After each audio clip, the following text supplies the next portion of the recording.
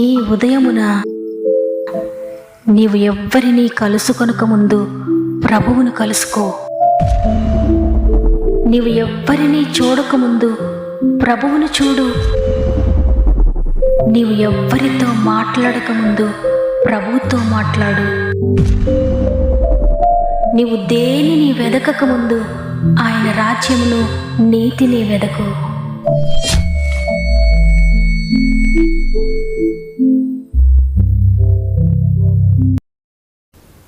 Praise the lord. దేవునికి మహిమ కలుగును గాక.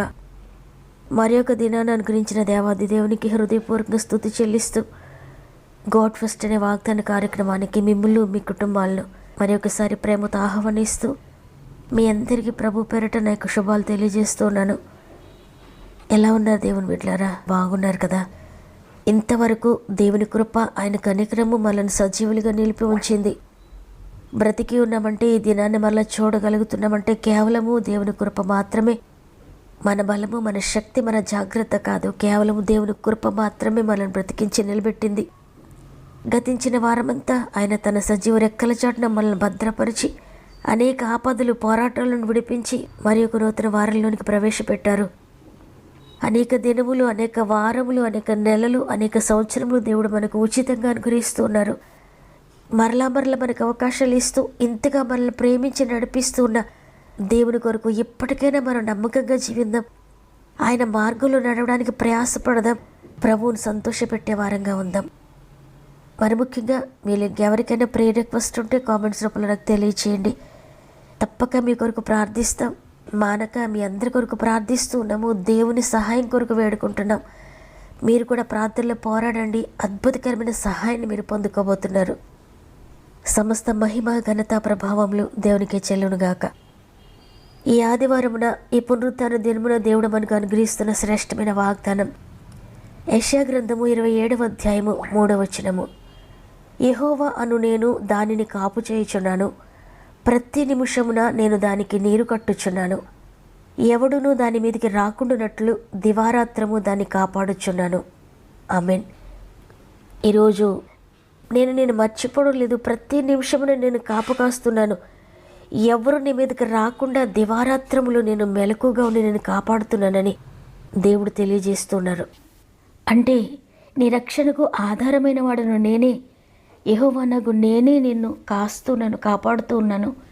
ప్రతి నిమిషం నేను నీకు తోడే ఉంటున్నాను, నేను సంరక్షిస్తున్నాను, నిన్ను పోషిస్తున్నానని దేవుడు మాట్లాడుతున్నాడు. నేను యెహోవాను అంటే ఆయన నామమును జ్ఞాపకం చేసుకున్నప్పుడు నేను కోపించేవాడనా, నేను అసహించుకునేవాడనా, నేను నశింపచేసేవాడనా అని ఆయన పేరు గుర్తు చేసుకోగానే ఏది గుర్తు చేసుకోవాలో చెప్తున్నారు. నా నామం గుర్తు చేసుకుంటే ఆ నామం విమోచించే నామము, ఆ నామము శత్రువుల నుండి, శ్రమల నుండి నిరంతరము రక్షించే నామము.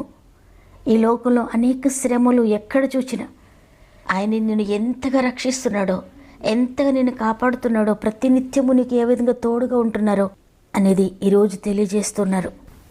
అయితే చాలాసార్లు దేవుని కాపుదలను గురించి మర్చిపోయి, దేవుని రక్షణ గురించి మర్చిపోయి, నేను, నా బలము, నా ఆలోచనలు, నా జ్ఞానము, నా ఆరోగ్యము, నా ధనము, నా ప్రయత్నము, ఇంతగా నా బిడ్డల గురించి నేను ఆలోచిస్తున్నాను, నా బిడ్డలు నేను కాపాడుకుంటున్నాను, ఇంతగా నన్ను గురించి నేను జాగ్రత్త తీసుకుంటున్నాను, నేను ఎంతగానో ఆలోచించి నా జ్ఞానం చేత ఈ పనులన్నీ జరిగిస్తున్నానని అనేక సార్లు నేను అనే అహముతో మనం నిండిపోయినప్పుడు దేవునికి దూరంగా వెళ్ళిపోతాం. చాలా దేవుని కృప దూరం అయితే దేవుని కృప మార్గములన్నీ కూడా మూయబడిపోతాయి. అయితే ఎప్పుడైతే అయ్యా నా శక్తి సరిపోదయ్యా నా కుటుంబాన్ని నడిపించడానికి, నా కుటుంబాన్ని కాచడానికి నా బలం సరిపోదయ్యా, నా జ్ఞానం సరిపోదయ్యా, నేను నిస్సహాయుడునయ్యా, నేను చెయ్యలేను తండ్రి, నీవే నాకు ఆధారమని తగ్గింపు మనసుతో ఎప్పుడైతే ఆయన చేతులకు అప్పగించుకుంటారో కృపా మార్గములు తెరవబడతాయి. అద్భుతకరమైన కృప మిమ్మల్ని ఆవరిస్తుంది. ఆయన కృప కవచముగా మీకు ఉంటుంది, మీ బిడ్డలకు ఉంటుంది, మీ కుటుంబానికి ఉంటుంది. ఆ కృప నిత్యము మిమ్మల్ని కాస్తూ ప్రతి నిమిషమున మీకు ఏది కావాలో, మీకు ఏది చేయాలో, ఎప్పుడు ఏది కావాలో అన్నీ కూడా ఆ కృపే నీకు అనుగ్రహిస్తుంది. ఈ లోకంలో ఎక్కడ చూసినా అనేక శ్రమలు, అనేక బంధకాలు, సాతాను శోధనలు, సాతాను యొక్క ఆటంకాలు, వాడు కలిగించే అనేకమైన ఇబ్బందులతో ఈ లోకంలో ఎటు చూసినా భద్రత లేని దినాల్లో మనం ఉన్నాం. అయితే ఇటువంటి భద్రత లేని దినాల్లో నీవు ఆధారపడడానికి నీకు ఆశ్రయముగా ఒక బలమైన దుర్గము నీ కొరుకున్నారు. ఆయనే ప్రభువైన యేసుక్రీస్తు. నీవు ఎవరి మీద ఆధారపడకపోయినా ఆయన మీద ఆధారపడితే చాలు, ఆయన నీకు రక్షణ కవచంగా ఉంటారు. ఆయన నిన్ను కాపాడితే, ఆయన నిన్ను కాపాడాలనుకుంటే ఎవ్వరు నీకు హాని చేయలేరు. ఆయన చేతులకు అప్పగించుకున్న మోషేను ఆయన కాపాడాలనుకున్నాడు.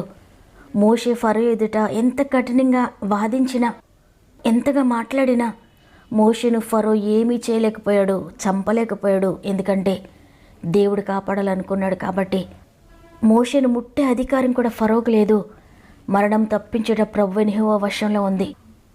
అదేవిధంగా ఆయనను కాపరిగా చేసుకున్న దావీదును గొల్యాతు ఏమీ చేయలేకపోయాడు. గొల్యాతును చూచి యుద్ధ ప్రావీణ్యత కలిగిన వారందరూ కూడా పారిపోయారు. సౌలు కూడా గొల్యాతుని ఎదుర్కోలేకపోయాడు. అయితే చిన్నవాడైన దావీదు గొల్యాతుని ఎదుర్కొన్నాడు, విజయం పొందుకున్నాడు. ఎందుకంటే దేవునిని కాపరిగా చేసుకున్నాడు. అయ్యా నేను కాదయ్యా, నేను చేయడం లేదు, యుద్ధం యెహోవాదే అన్నాడు. అందుకే దావీదు పక్షంగా దేవుడి యుద్ధం చేశాడు, దావీదుని గెలిపించాడు. దేవుని యొక్క అత్యంత కృపను గురించి తెలుసుకున్న పౌలు భక్తుడు, ఆయన కృప చాలు, నేనేమై ఉన్నానో ఆయన కృపను బట్టి అయి ఉన్నాను. నేను గొప్ప పరిశుద్ధుడును, నీతిమంతుడును, భక్తుడును కాదు. నా నీతి క్రియలు కాదు, నా పరిశుద్ధత కాదు, నా భక్తి క్రియలు కాదు. కేవలం దేవుని కృపే నన్ను కాపాడుతుంది. ఆయన కృపను బట్టి నేను బ్రతుకున్నాను. ఈ ప్రపంచంలో ఎన్ని కోట్ల మంది అయితే ఉన్నారో ఆ కోట్ల మందిలో నేనే ప్రధాన పాపిని, నేనే మొదటి పాపిని అంటున్నాడు పౌలు. అందుకే అంతగా తగ్గించుకున్న పౌలును దేవుడు అంతగా హెచ్చించాడు. ఆయన చేతిలో బలమైన పాత్రగా వాడుకున్నాడు.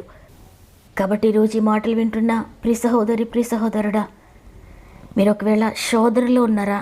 భయంకరమైన శత్రు సమూహం మధ్యలో ఉన్నారా? ఒకవేళ బలహీనతలో ఉన్నారా? వ్యాధిలో ఉన్నారా? సమస్యలతో ఉన్నారా?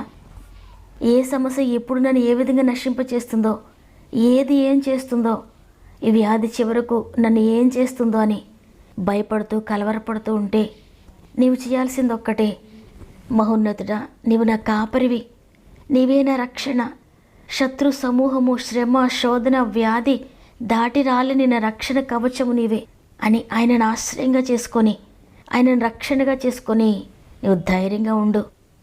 సమస్త కీడుల నుండి నన్ను విడిపించగల సమర్థుడా, నా దాగుచోటు నీవేనయ్యా, నా ఆశ్రయపురము నీవేనయ్యా.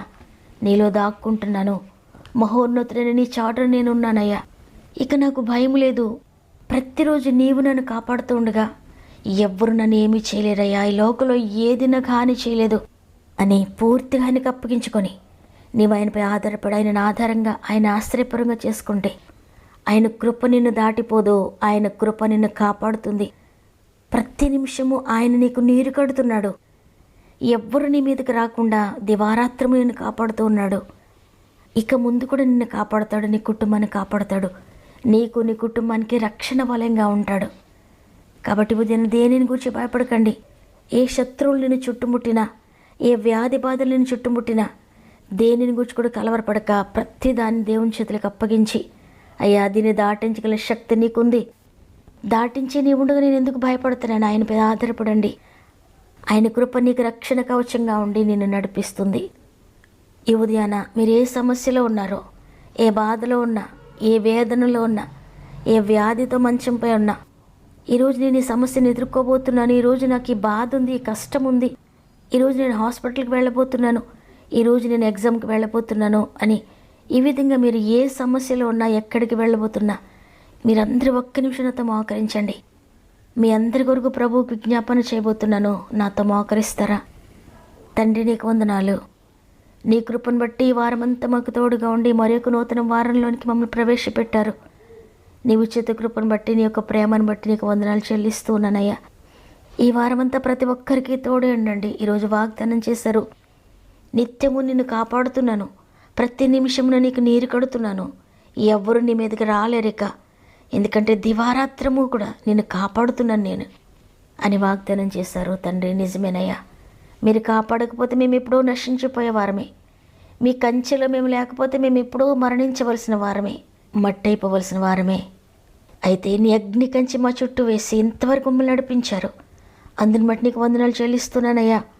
మరి ముఖ్యంగా ఈ వాగ్దానం ఎంతమంది అయితే విశ్వసించి ప్రార్థిస్తున్నారో, నీ కాపుదల కోసం వేడుకుంటున్నారో, తగ్గింపు కలిగి నేను కాదయ్యా, నా వల్ల కాదయ్యా, నీవే నాకు ఆశ్రయమని ఎంతమంది నీపై ఆధారపడుతున్నారో వారందరికీ ఆధారంగా ఉండండి ఆయన, వారందరికీ ఆశ్రయంగా ఉండండి అయ్యా.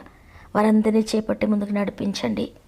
మరి ముఖ్యంగా ఎంతమంది బిడ్డలు వారి సమస్యలు నాకు తెలియజేస్తున్నారు. అందరి మీద యేసు రక్తం ప్రోక్షిస్తున్నాను. ప్రతి ఒక్క సమస్యను దాని నుండి విడిపించగలిగిన సర్వశక్తి కలిగిన దేవాన్ని చేతులు పెడుతున్నాను. ప్రతి సమస్య నుండి విడిపించండి అయ్యా. అది ఆత్మీయంగానైనా, మానసికంగానైనా, శారీరకంగానైనా, ఆర్థికంగానైనా, ఆరోగ్య విషయంలోనైనా, సామాజిక విషయంలోనైనా, కోర్టు కేసెస్ విషయంలోనైనా, అప్పుల గురించినైనా, కుటుంబ విషయాల్లోనైనా, కోర్టు కేసెస్ విషయమైనా, ఉద్యోగ విషయమైనా, వ్యాపారాన్ని గురించినైనా, చేతి పనుల గురించినైనా, చదువుని గురించైనా, ఎగ్జామ్ని గురించైనా, వివాహాన్ని గురించైనా, గర్భఫలం గురించైనా, తండ్రికి ఏ సమస్యను గురించి ప్రార్థిస్తున్నారో సమస్తం నువ్వు చూస్తున్న దేవుడు. అన్నీ కూడా నీకు అప్పగించబడ్డాయి. తప్పక మీరు త్వరలోనే ఒక్కొక్కరి జీవితంలో అద్భుతాలు జరిగిస్తున్నారని నమ్ముతున్నాను. మరి ముఖ్యంగా ఈరోజు పుట్టినరోజులు, పెండ్లి రోజు జరుపుకున్న వారందరికీ కూడా చేతులు పెడుతున్నానయ్యా. ఈ సంవత్సరం అంతా మీరు తోడుగా ఉండి నడిపించండి. ఈ దినమును ప్రారంభిస్తూ ఉండి రోజంతా మా ఆత్మీయ కుటుంబం అంతటికి తోడుని నడిపిస్తారని యేసయ్య పరిశుద్ధమైన నామములు అడిగి వేడుకుంటున్నాను తండ్రి. ఆమేన్. ఈరోజు ఈ వాగ్దానాన్ని విన్న ప్రియ చెల్లి, ప్రియ తమ్ముడు, నాకెవ్వరు తోడు లేరు, నాకు కాపుదల లేదు, నేను ఒంటరిని అనుకుంటున్నావా? సృష్టికర్త నేను నిన్ను కాస్తానని వాగ్దానం చేశారు.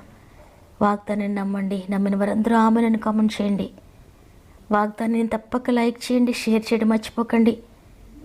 ప్రతిరోజు వాగ్దానాన్ని వింటూ, ప్రతిరోజు వాగ్దానాన్ని లైక్ చేస్తూ, ప్రతిరోజు అనేక మందికి షేర్ చేస్తూ ప్రభు పరిచర్యలో పాలు పొందుతున్న మిమ్ములను, మీ కుటుంబాలను దేవుడు అత్యధికంగా ఆశీర్వదించి దీవించునుగాక. దేవుని చిత్తమైతే తిరిగి రేపు అందరం కలిసి ఆయనను స్తుతిందాం. అంతవరకు ప్రభు మీకు, మీ కుటుంబాలకు తోడేండు నడిపించునుగాక. God bless you.